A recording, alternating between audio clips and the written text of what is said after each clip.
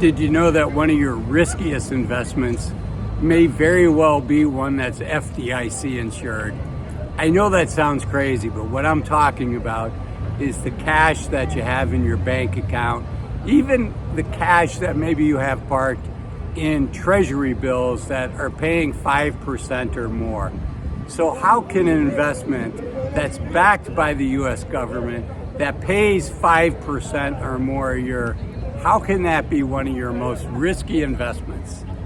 Let's go for a walk and talk about it. So the first question you have to ask is, what is risk? Is risk, when you watch the news at night and it says that the stock market's up 1% or down 2%, is that daily volatility risk?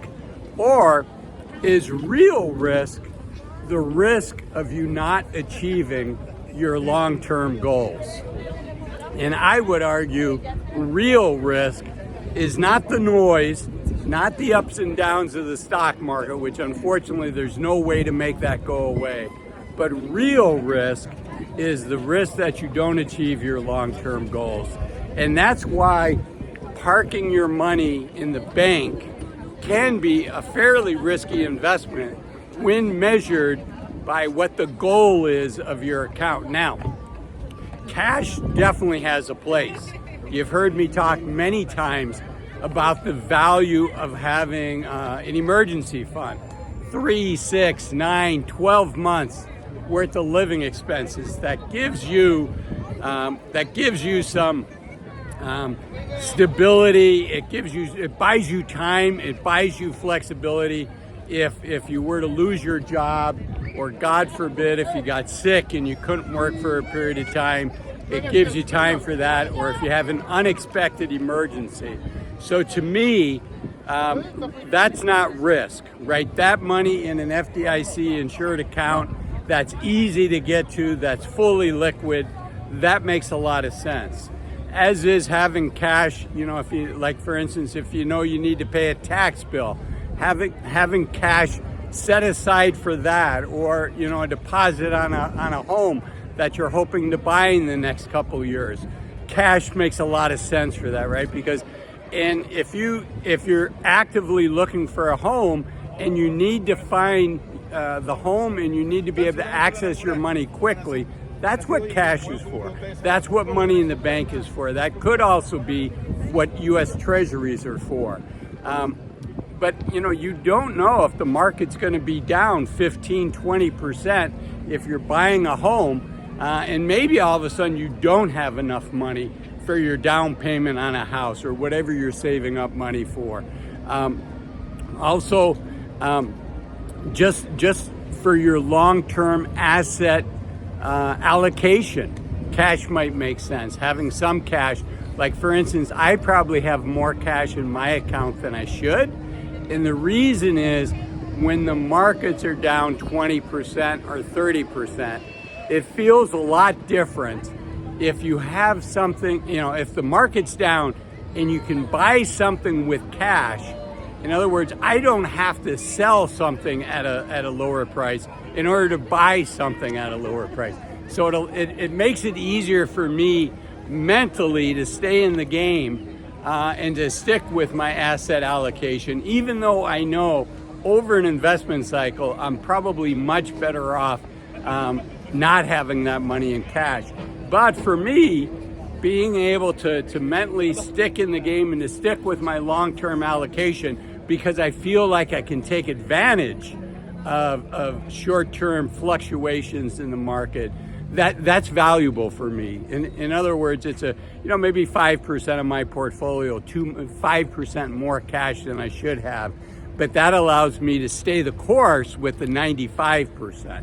So cash does have a place, but I want to talk about how cash performs over a long-term investment cycle. And if you're 50, 60, even 70 years old, you likely have a long-term outlook, a long-term investment horizon of at least a decade, even if you're 70 years old. If you make it to 70, for guys, you're likely to make it to your mid-80s. For women, even longer than that.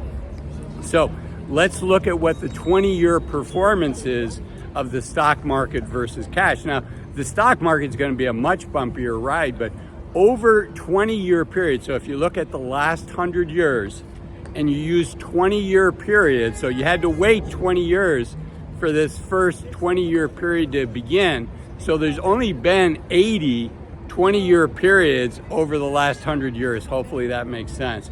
But if you look at that, the stock market has beaten inflation over 90% of the time. I believe the exact number is like 93% of the time.